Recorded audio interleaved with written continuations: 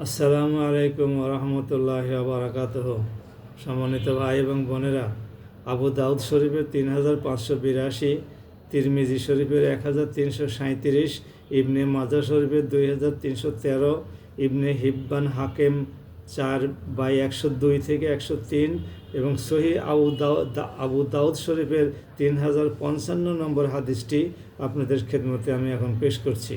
হাদিস গ্রন্থের প্রায় সবগুলো থেকেই এই হাদিসটি এসছে, শুধুমাত্র বুখারী এবং মুসলিম শরীফ এই হাদিসটির উল্লেখ আছে বলে আমাদের এখানে থেকে তথ্য পাওয়া যাচ্ছে না।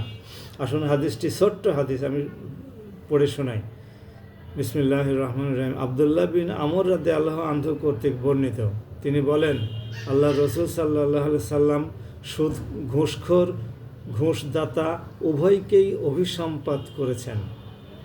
আমি খুবই ছোট্ট হাদিস, কয়েকটা শব্দ, মাত্র 4টা শব্দ, আর ব্র্যাকেটের মধ্যে উভয়কেই দিয়ে 5টা শব্দ।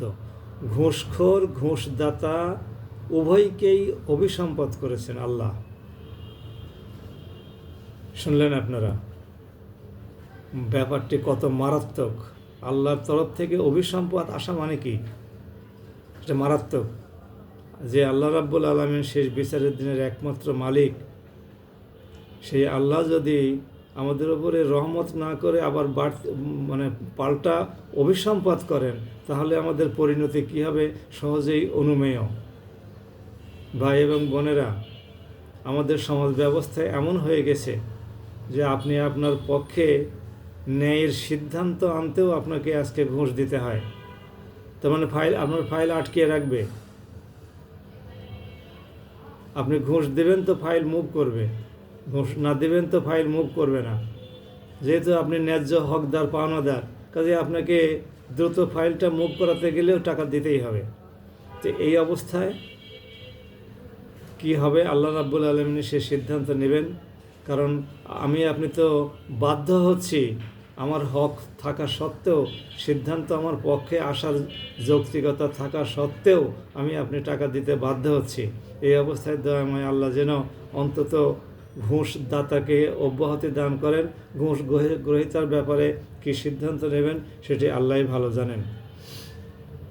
দয়াময় আল্লাহ আমাদেরকে ঘুষ এবং সুদমুক্ত একটি দেশ দান করুন এবং এমন শাসক যেন আমাদের দেশে আসে যারা এগুলোকে ঘৃণা করবে এবং এগুলোকে প্রতিহত করার জন্যে, নির্মূল করার জন্যে প্রয়োজনীয় যা যা ব্যবস্থা নেওয়ার সেই ব্যবস্থা নেবে। আমার সম্মানিত ভাই এবং বোনেরা, আমার এই ইউটিউব চ্যানেলটি ডক্টর আতাউরস অ্যানালিসিস। আপনারা যদি মেহেরবানি করে চ্যানেলটি সাবস্ক্রাইব করেন এবং বেল বাটনটি টিপে দেন, তাহলে আমি যখনই কোনো ভিডিও দেব তখনই আপনাদের কাছে এর নোটিফিকেশান চলে যাবে এবং আপনার মাধ্যমে আপনার ফ্রেন্ড লিস্টে যারা আছেন তারা আল্লাহর কালাম এবং নবীর সাল্লাল্লাহু আলাইহি সাল্লামের হাদিসগুলো জেনে যাবেন, পেয়ে যাবেন। আপনারা সবাই মিলে সওয়াব পাব। আসুন সবাইকে আল্লাহ ভালো রাখুন। বাংলাদেশ জিন্দাবাদ। আসসালামু আলাইকুম ওয়া রাহমাতুল্লাহ।